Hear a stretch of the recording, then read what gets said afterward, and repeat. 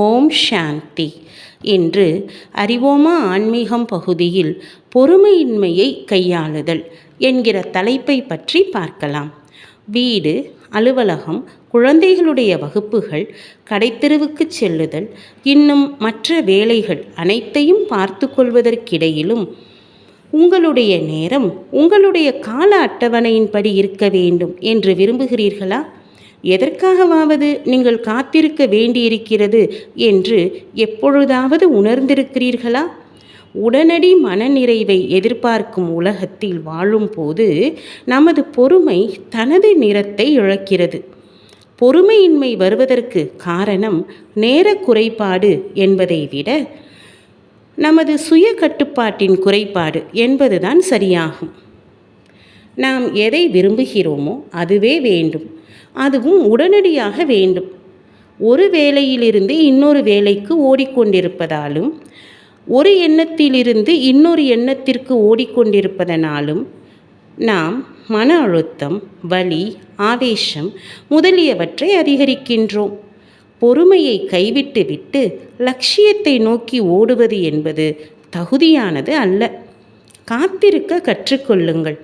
நிகழ்கின்ற ஒவ்வொன்றும் மிகவும் துல்லியமாக நிகழ்கிறது என்பதை நம்புங்கள். தன்னிடமும் பிறரிடமும் சூழ்நிலைகளிடமும் பொறுமையாக இருந்தோம் என்றால் அது அமைதி, கருணை மற்றும் ஏற்றுக்கொள்ளுதலை கொண்டு வரும்.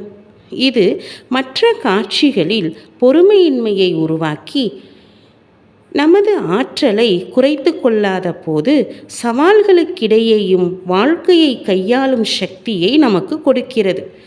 பொறுமையை கடைபிடிப்பதனால் நாம் தன்னம்பிக்கை உடையவராகவும் விரும்பத்தகுந்தவராகவும் ஆகுகிறோம். அதிகமாக எதிர்வினை ஆற்றுவதை விட பொறுமையாக காத்திருப்பது என்பது உயர்ந்த தன்மை மற்றும் கௌரவத்தின் அடையாளமாகும்.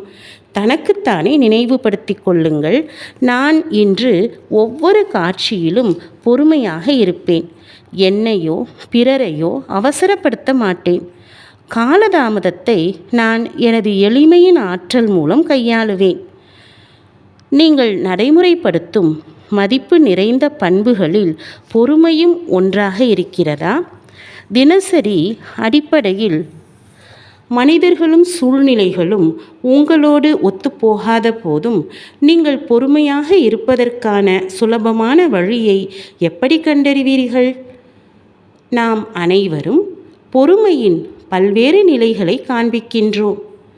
ஆனால் அவற்றை பயிற்சி செய்வதற்கு எரிச்சல், கோபம், கவலை, பயம், சந்தேகம் அல்லது தீர்ப்பு சொல்லுதல் போன்ற அதன் வழியில் வரும் தடைகளை தகர்க்க வேண்டும். ஒப்பிடுதலும் போட்டியிடுதலும் கூட பொறுமையை குறைக்கும். நாம் எப்பொழுதும் நான் பிஸியாக இருக்கிறேன், நீ சொல்வதை கேட்கும் பொறுமை எனக்கு கிடையாது, இந்த போக்குவரத்து நெரிசல் சரியாகும் வரை என்னால் காத்திருக்க முடியாது, இந்த இசையை என்னால் சகித்து கொள்ள முடியவில்லை என்று சொல்கிறோம். ஒருவேளை நாம் கவனிப்பதற்கு, காத்திருப்பதற்கு விரும்பவில்லை என்றால் நம்முடைய சகித்துக்கொள்ளும் சக்தி மேலும் ஏற்றுக்கொள்ளும் சக்தியை இழக்கிறோம். மனமானது அதனால் கட்டுப்படுத்த முடியாத விஷயங்களை கட்டுப்படுத்த முயற்சி செய்கிறது. எனவே அமைதியற்றதாக ஆகிவிடுகிறது. மனதின் கொந்தளிப்பை உடல் ஏற்றுக்கொள்கிறது. ஆரோக்கியம் கெடுகிறது. உறவுகள் எளிதாக முறிந்து விடுகின்றன. மனிதர்களால் அவர்களால் முடிந்த அளவு சிறப்பாக செயல்படுகிறார்கள். சூழ்நிலையும் அவர்கள் விருப்பத்திற்கேற்றாற்போல் உருவாகுகிறது. இந்த புரிதல் கருணை, இரக்கம் மற்றும் மரியாதையை உருவாக்குகிறது. இன்றிலிருந்து காலம் எதை கொண்டு வந்தாலும் சரி, ஒவ்வொரு காட்சியிலும் பொறுமையை பயன்படுத்துவதற்கு உங்களை தயார் செய்து கொள்ளுங்கள். ஓம் சாந்தி.